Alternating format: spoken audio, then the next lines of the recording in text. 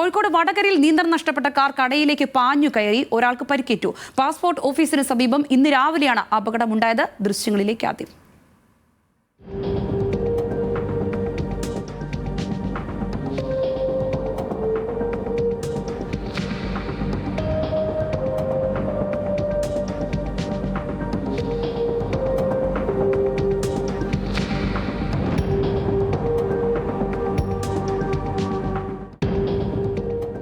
Benson Babu ചേരിക്കാണ് Kozhikode നിന്ന്. Benson, ഈ സംഭവങ്ങളൊക്കെ എപ്പോഴായിരുന്നു, എങ്ങനെയായിരുന്നു, പരിക്കേറ്റ ആളുടെ നില എത്തരത്തിലുണ്ട്?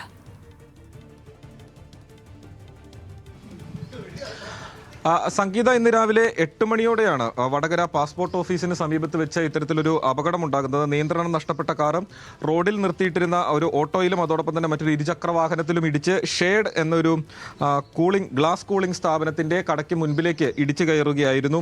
ആ കടയ്ക്ക് തൊട്ട് സമീപത്ത് തന്നെയുള്ള മറ്റൊരു ചായക്കടയിൽ ചായ കുടിച്ച് പുറത്തേക്ക് ഇറങ്ങുകയായിരുന്ന ഒരു യുവതിക്കാണ് ഈ ഒരു അപകടത്തിൽ പരിക്കേറ്റിട്ടുള്ളത്. അത് കരിമ്പനപ്പാലം സ്വദേശിയായിട്ടുള്ള ദിവ്യ, ഇവർക്കാണ് പരിക്കേറ്റത്. ഇവരുടെ പരിക്ക് ഗുരുതരമല്ല എന്നതാണ് മനസ്സിലാക്കാൻ സാധിക്കുന്നത്. ഇവരെ ഉടൻ തന്നെ സ്വകാര്യ ആശുപത്രിയിൽ പ്രവേശിപ്പിച്ച് പ്രാഥമിക ചികിത്സകൾ നൽകി.